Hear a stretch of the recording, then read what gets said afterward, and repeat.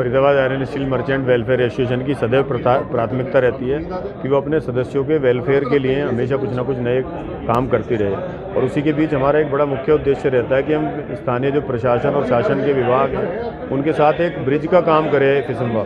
तो हम उनके साथ एक सहयोग सामंजस्य बिठाने के लिए समय समय पर ऐसे सेमिनार आयोजित करते रहते हैं। तो आज का जो सेमिनार था रूबरू, उसका जो विशेष जो आकर्षण था वो यही था कि हम स्थानीय पुलिस विभाग के अधिकारियों, जिनकी हम अगर बात करते हैं तो यातायात जो एक आम जनजीवन से जुड़ा हुआ है, अगर हम सुरक्षा कानून की बात करें तो एक एसीपी क्राइम आज हमारे बीच आए हुए थे, सुरेंद्र चौरान जी, और स्थानीय कोतवाली प्रभारी रामवीर जी आए हुए थे, और PS cyber crime NIT inspector Basant Kumar आए हुए थे।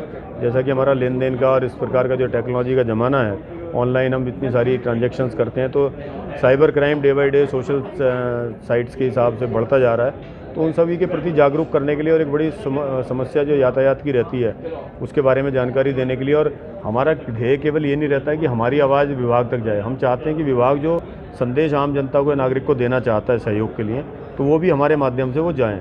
तो उसी का एक प्रयास था रूबरू का। अगर आप शाब्दिक अर्थ भी देखें तो आमने सामने बैठ करके चर्चा और विचार विमर्श, एक सार्थक चर्चा हमने आज यहाँ की। और हम हृदय से आभार प्रकट करते हैं स्थानीय पुलिस विभाग का कि जिन्होंने अपने उच्च अधिकारियों को आज हमारे बीच भेजा और उन्होंने बड़े अच्छे से हमें चीज़ों के बारे में जागरूकता की, जानकारी दी।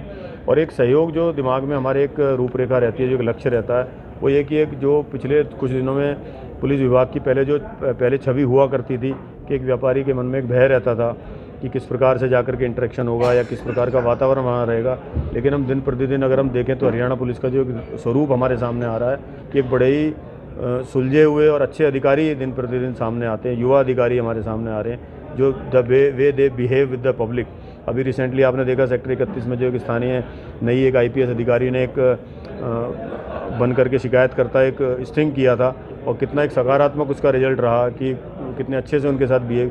तो ये जो चीज़ें हैं ये एक संदेश का काम करती हैं, जिससे हम एक अपनी दिमाग में, जो व्यापारियों के दिमाग में पुलिस की एक छवि है, उसको हम सुधारने का काम करें। व्यापारियों ने हिस्सा लिया इसमें? हमारे जितने भी हमारे सुषमा के व्यापारी हैं, सभी जो प्रमुख औद्योगिक प्रतिष्ठानों के स्वामी मालिक हैं, वो सभी यहाँ पर उपस्थित थे। अधिकांश सभी सदस्य हमारे बीच आए हुए थे। साइबर क्राइम में तो लोहा मंडी का कोई ऐसा केस नहीं है जो 2 साल पुराना मेरे पास हो। जब भी लोहा मंडी से या कहीं से भी कोई शिकायत आती है और ऐसा मुझे लगता है कि तुरंत कार्रवाई जिस पर होनी चाहिए हम करते हैं। और मैंने अभी भी 2 केसेस के बारे में बताया था, जो व्यापारियों के एक 54 लाख और एक $2.5 लाख के पैसे गए थे, वो हम वापस लेके आए। साई एक्सपोर्ट कंपनी के 27.5 करोड़ रुपये गए थे, वो भी हम वापस लेके आए। तो ऐसा नहीं है, हम तुरंत कार्रवाई कर रहे हैं। लेकिन साइबर क्राइम पूरे देश में फैला हुआ है, मुलजिमों को अरेस्ट करने में थोड़ा सा लंबा समय लग जाता है, इस वजह से प्रोसेस थोड़ी स्लो लगती है। कई बार सर एक बात सामने आई कि व्यापारी थाने में जाने में भी डर सा लगता है उन्हें। वो कहते हैं यार हमें अपनी बात बताने में बड़ा डर सा, उल्टा हमें मुजरिम की तरह ट्रीट किया जाता है। कई जगह ऐसा देखने में आया भी है। क्या कहेंगे आप इस बारे में? ये क्वेश्चन तो आप ही कर रहे हैं, मेरे ख्याल से पिछले 1 घंटे में तो किसी ने भी ये प्रश्न मेरे से पूछा नहीं। नहीं, मैं इसलिए कह रहा हूँ कि हम अक्सर देखते हैं। और हमने तो साइबर क्राइम तो एक ऐसा क्राइम है जिसकी शिकायत थाने में भी होती है, ऑनलाइन भी होती है। देखिए वो समय जा चुका है जिस तक आप बात कर रहे हैं, कोई समस्या है। आज की डेट में किसी भी थाने में रात के 2 बजे भी फरीदाबाद में महिलाएं जाके थानों में शिकायत कर रही हैं और कहीं भी कोई डर का माहौल नहीं है।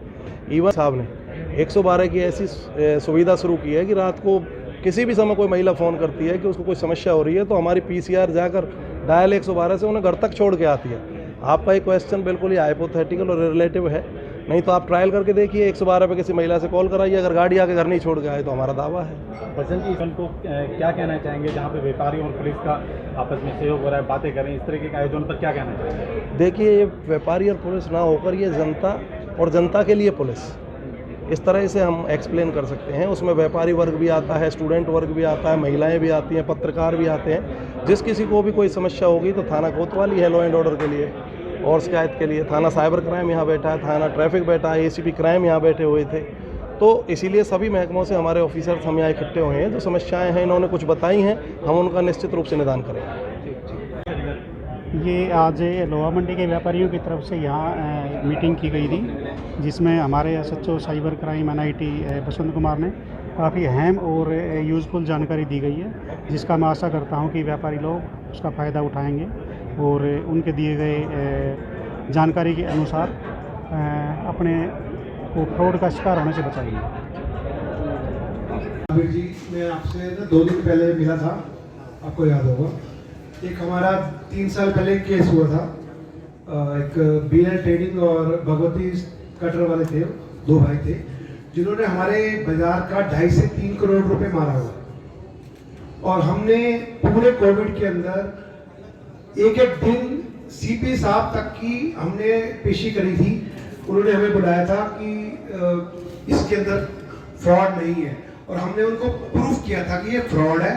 उन्होंने सस्ता माल, कुछ लोगों ने 8 से 10 लोगों का एक बंच बना के उन लोगों ने हमारे ट्रेडर्स को लूटा था।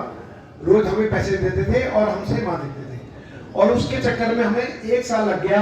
पूरे कोविड के अंदर कोई नहीं निकलता था, फिर भी हम लोग एक एक दिन 12 चक्कर जाते थे। और हमने सीपी साहब तक के कह के हमने एक 2011 के अंदर अक्टूबर के अंदर एक FIR दर्ज कराई उनके खिलाफ। और जो कल्प्रिट्स हैं 6 से 7 लोग हैं, उनके साथ जो इन्वॉल्व थे, जिन्होंने माल को सस्ता खरीद के, सब लोगों ने गैंग बना के हमारे नेहरू ग्राउंड के 15 से 25 लोगों को, ट्रेडर्स को लूटा गया।